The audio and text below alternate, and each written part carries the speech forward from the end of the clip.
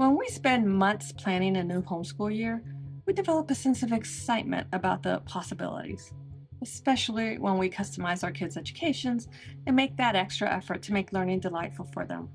We see the plans that we've made for the homeschool year as a gift for our kids, and it is. Our excitement about the new academic year may tempt us to jump right into all of our amazing plans, but we need to remember that to our kids, it's still just school. So, transitioning into the school year instead of just jumping in can set a positive tone for the next few months. I'm Leslie Maddox, an engineer turned homeschool mom, and I want to help you customize your homeschool. In the last many homeschool planning decoded videos, we've been talking about how to organize our homeschools. Let's continue customizing your homeschool by creating a plan for transitioning into the new academic year. And just so you know, the Homeschool Plan Decoded Starter Kit contains an entire section dedicated to the first day of school. You can find a link to the starter kit below. Let's start off by creating a first day of school routine. If you've been following along with the Homeschool Plan Decoded method of planning and organizing your homeschool, you should have a planned daily routine in place. It might be a very strict routine if your family requires more structure, or it might be loosey-goosey if your family does better with flexibility. Either way, you should have a routine in place that you will refine over the course of the first few months of school.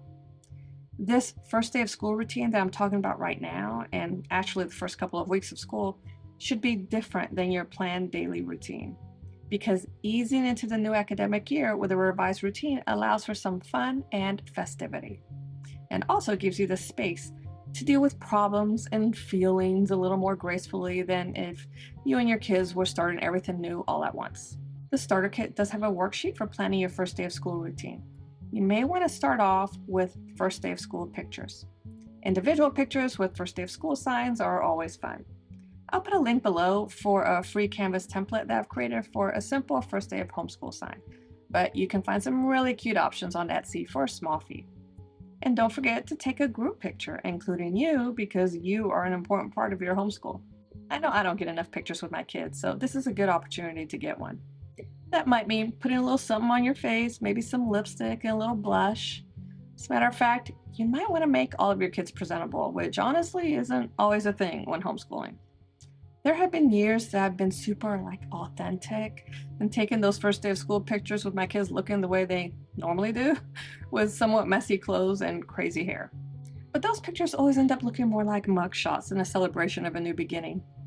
Dressing them up in fancy first day of school clothes seems silly to me though, so I've learned to strive for something in between mugshot and trying too hard. All that to say that it's not a bad idea to give a moment's thought to your kids' attire for the first day, maybe even run a brush through their hair so that they look neat and presentable. But don't stress about it too much. Another fun picture to take is one of them walking into their school area, especially if you've done a bit of decorating. Because what better way to promote excitement for the new school year than by creating a festive atmosphere? Temporary decorations like streamers and balloons on each chair can be fun. More permanent decorations like colorful paper lanterns hanging from the ceiling can help maintain that party-like atmosphere year-round. And I like to put a small gift on their desks to add to the celebratory feel I try to create.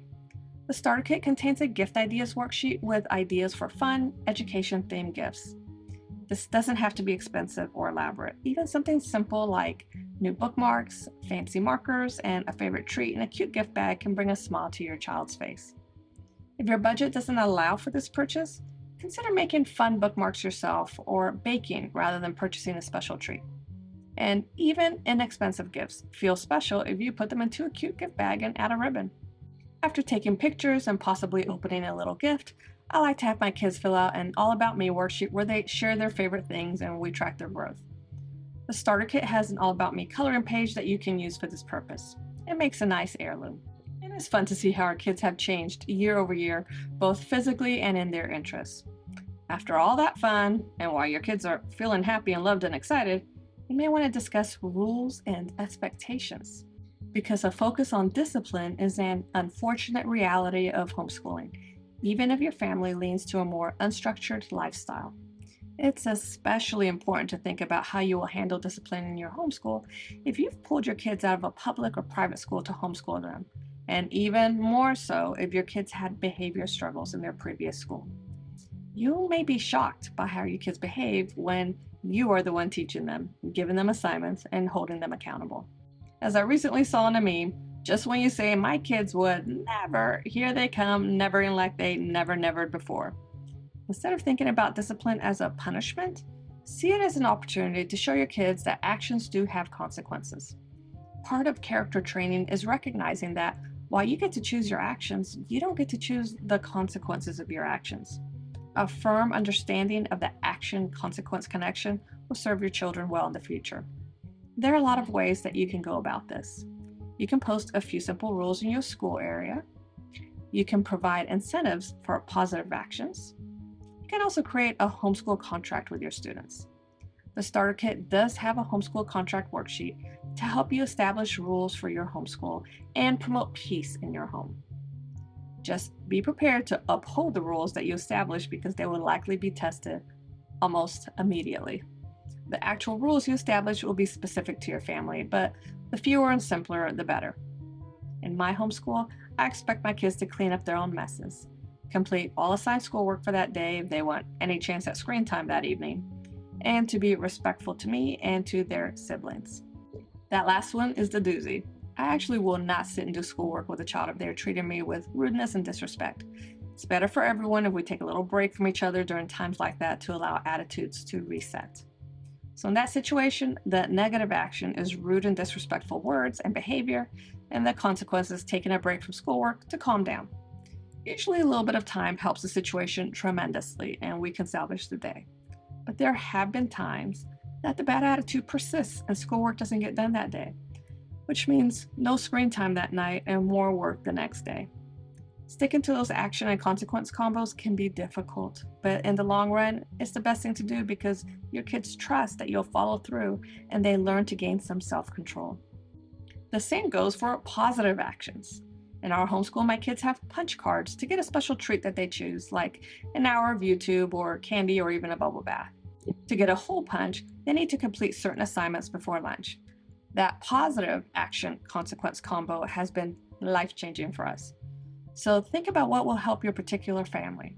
A couple of simple rules that you can establish and a way to reward positive behavior. This will likely require some trial and error, but it'll be worth it. After discussing rules and maybe signing a homeschool contract, move into something more fun or simple. Maybe an art project or some reading. For the rest of the school day, tackle a couple of easier, simpler subjects. You may not actually do a lot of schoolwork that first day, and that's okay. The goal of the first day of school is to celebrate and to ease into a new routine. Also think about planning a celebratory meal or two. Again, it doesn't have to be complicated.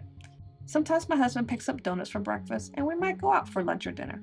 You may even want to plan a special outing or get together with homeschool friends for a back to homeschool party. Whatever it takes to build some excitement over the beginning of the school year and to associate good feelings with learning. Over the next couple of weeks, introduce subjects slowly, maybe one new subject a day or every couple of days.